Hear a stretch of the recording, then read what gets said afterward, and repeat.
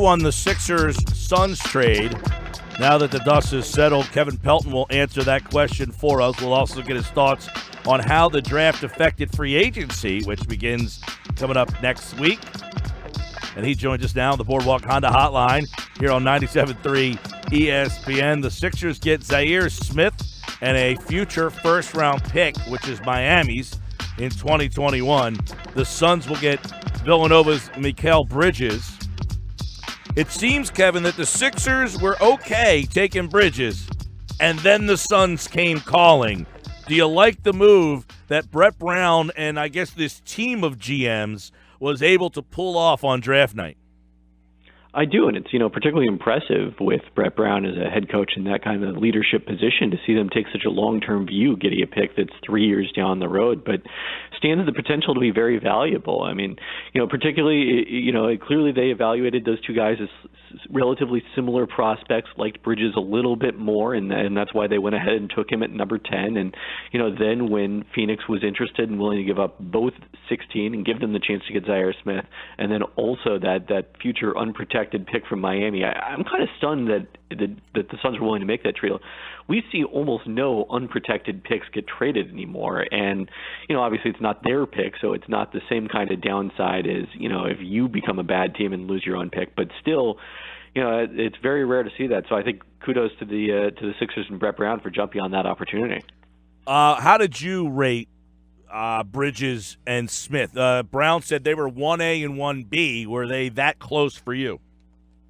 I actually prefer Bridges by a fair amount, and particularly for a team like the Sixers where, you're looking for the relatively immediate contributions. I think that's one of Bridges' strongest selling points. And then, I think that he may not have, quite as much upside. I think that was, one knock on him in the draft process at his age, although that tends to get a little overstated, but for a team like the Sixers, that's probably not quite as important. So, I even with that viewpoint that I thought that Bridges was fairly substantially better than Zaire Smith, I like the trade. And I also know people who think that Smith was the better prospect and one of their favorite, players that went outside the top 7 or 8. Kevin Pelton is with us here. I see you gave Phoenix a D for their decision and Philadelphia a B. I guess the question is, for Philly, is that pick more attractive as a draft pick for them or a trade chip for them?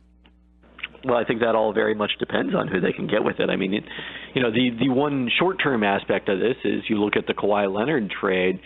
The best thing that the Sixers had to offer besides players was obviously this number 10 pick in this year's draft. And usually you go past the draft and that opportunity now is lost because, you fall in love with the player you selected. And, if you're negotiating with a team like San Antonio, they have to like that specific player and not the chance to take whoever they wanted. But, now Philadelphia can offer a future pick that's more attractive than, any of their own first-round picks, which we're going to expect to come at the end of the round, in addition to, some of the young players that we think would also be in that kind of deal.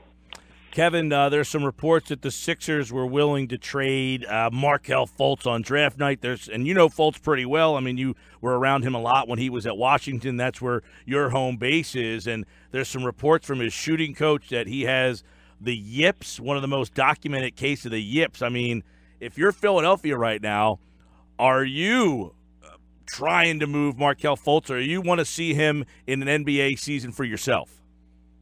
I think that depends to some extent how other teams value him. If they're still valuing him as that number 1 pick in the draft and everything the Sixers gave up to trade up from 3 to 1 last year, then I think you have to consider that, especially because, the person who ultimately pulled the trigger on that selection, Brian Colangelo, isn't there anymore. So, even though it's still the same scouting staff and people that were involved in that decision, they may not value Fultz quite as highly. And obviously there is concern that, his shooting is not going to come around, and that makes him a much bigger issue fit-wise with the Sixers, playing with Ben Simmons than he would be for a lot of other places. So maybe from that standpoint, he's more valuable in a trade than he is to Philadelphia. But, I also wouldn't be looking to unload him cheaply because I like the fact that now we're acknowledging what kind of everybody knew through the course of the season, that this was an issue, with a mental block. Is it better? Is it better that it's a mental situation over an injury situation?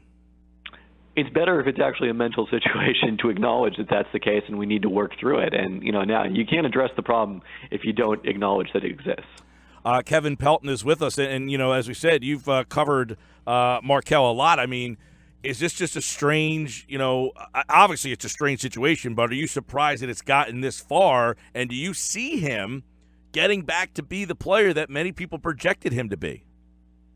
I mean, I don't know that anyone can predict that other than maybe Drew Hanlon, who's had the chance to see him shooting on a regular basis over the course of the summer while working with him.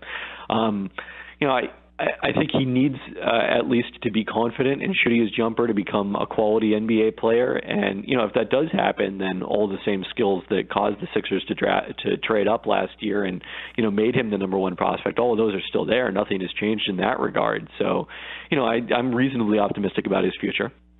Kevin, you wrote about it at ESPN.com about, how this draft sets up the future trades and free agency, which is about to start. You said the Sixers save money just by making this deal here. So if you're Philadelphia July 1, do you feel that you have enough ammunition to be a big player? For sure, with the ability to relatively easily carve out max cap space, getting up Jared Bayless's contract, and then maybe one other player now with that trade down and saving $1 million, it makes it a little easier for them to get to that point. And then also in terms of the trade market with that future Phoenix pick, with the young talent on the roster, I think they're well positioned. And that doesn't necessarily have to be this year because of the fact that they're going to have the ability to go into free agency again next summer. So, if it's not LeBron James or maybe Paul George, I don't think there's urgency to go out and do something long-term right now. But they have all sorts of options. Of all the teams out there right now, who has the most attractive story? I mean, the most money, the best roster situation. If you're a free agent and you're just looking for the best resume, who is that team right now for you? Yeah, I think it would be Philly in terms of my chance to compete for several years down the road. I mean, it sort of depends what you value. If you're looking to compete right now and somehow you can find your way to Houston, obviously, they're the team that came closest to knock you off the Warriors and seems to have figured out, if not the formula, a formula to compete with them. But, their talent is much older, Chris Paul in particular, assuming he re-signs. And, Philly, this is a team that's building from here. And, they're more positioned to add a free agent than Boston, which also is going to be competitive in the East for years to come, but really has its core set unless they make a trade. So, I think I would be looking heavily at Philly, if I were a free agent. All right, let's get Kevin Pelton's picks here real fast. I want to start with Kemba Walker. You wrote about him. Do you see him getting moved by Charlotte? Are they ready to rip this thing apart and start over? No, I think all indications are, when I wrote about that, it was sort of the idea being during the season. Because I think, you look at the Dwight Howard trade, you look at everything they did on draft night, it looks like a team that wants to give this one more shot at competing this year and, then re-signing Kemba Walker next summer. Now, things could look very different, near the All-Star break, near the trade deadline, if they're 20 and 30 and, unlikely to make the playoffs and Kemba starts making noise about wanting to play for a contender after being unhappy with the idea of his name being floated in trade talks last year. That's, I think, when you're looking up at the possibility of a Kemba Walker trade. Check out ESPN.com, Kevin Pelton's article about the top 30 free agents, and I'll get a couple takes from you. Let's start with Paul George. Do you think he's Oklahoma City, L.A., or other? It's tough to say. I mean, this Oklahoma City talk has been pretty persistent for a while here, and who knows if that's just a cover or some sort of a negotiating ploy with the Lakers where we all assumed he was going to go for a while. But I think that if I had to pick right now, I would probably still say L.A., but I would give Oklahoma City a pretty solid chance. I think, another destination, including Philly, that's a long shot at this point, I would say. Chris Paul back with Houston? I think that's the most likely scenario, especially, if there's not contention between the two sides in terms of the contract negotiations. He may have to look at another place if it's less 5-year max he's going to want from Houston. But if they're willing to offer that straight away, then I would imagine he'll be back in Houston. Kevin, what's happening with the Spurs situation right now? How are they going to kind of reason with doing something with Kawhi Leonard? Well, I mean, all indications from the reporting are they're willing to listen to calls, but they're not proactively trying to trade Kawhi at this point. So, I think that it sounds like they're going to continue to try to repair that relationship and, not pull the trigger on a trade until they really feel that's their only alternative. Who do you think – everybody seems to think Kawhi has the upper hand because he's essentially saying, I don't want to be here anymore. But do the Spurs actually have the upper hand here? It depends kind of to what extent that Kawhi is willing to go to exert his leverage. I mean, is it a case where, if you don't trade me, I'm not going to play next year. I'm going to continue to rehab this quad injury, and, then you're not going to get me next year, and then I'm going to leave in free agency. All of a sudden, their leverage becomes really limited at that point. All right, LeBron James, he says he doesn't want to be courted. He doesn't want the whole recruiting thing. He's just going to sit back and make a decision. So where do you think makes the most sense for LeBron? Cleveland, L.A., Philadelphia, back to Miami? Is there a wild card team that Kevin Pelton sees? Well, I mean, if it were just me and I were thinking about, my chance to win a championship the next few years, I mean, I would try to find my way to Houston via sign and trade. I think that's, gives LeBron the best chance of winning a championship the next 2 or 3 years. I think for everything I said about how attractive Philly is, the fit there between him and Ben Simmons is a tough one. So I think that might be a disqualifying factor for me if I were LeBron James. I think it would be Houston or probably LA. All right. Which under-the-radar free agent are you intrigued by? I think some of the restricted free agents in this year's class are going to be interesting to watch, especially, the players on teams with luxury tax concerns. Is there any chance they don't match? I mean, Clint Capella with Houston is probably foremost among those guys, but, there's also some interesting contributors. Fred VanVleet in Toronto, who is such an important part of their success. If someone thinks that he can be a starting point guard in the league, is he gettable away from the Raptors? So I'm curious to watch that market, and then which of those guys end up just taking their qualifying offer.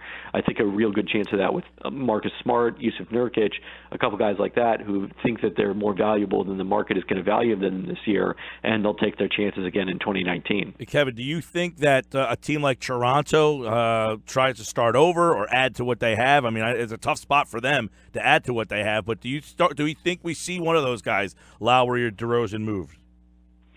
I mean, if it's going to happen, it's probably going to be pretty quick because, the teams aren't going to be willing to remake their roster like that later in the summer, and it's probably the kind of thing you would have looked to really try to do before the draft. So I think the odds on that decrease by the day. All right, Kevin Pelton at K Pelton on Twitter. Check out his piece on the top 30 free agents and where he thinks they may all go. He likes the Sixers deal, gives them a B, the Suns a D for their draft night decision, but we'll see what happens with that pick, which will be a big part. It's almost like the Michael Carter-Williams trade all over again. We got to wait 3 years for that thing to finish up. Wasn't that the Michael Carter-Williams pick they just did that with too, right? It was, and oddly, of course, that pick originally came from Phoenix, which got it in the Steve Nash sign and trade. So Phoenix traded Goran Dragic because they got the 2 picks from Miami that got traded to Philly. They traded Goran Dragic for Brandon Knight, who they got in that 3-team deal with the Sixers. Brett Brown with his inner Hinkie. A little hat tip to Hinkie there, was that? For sure, I think so. That was trust in the process. All right, Kevin, appreciate the time as always, pal. All right, thanks for having me back on.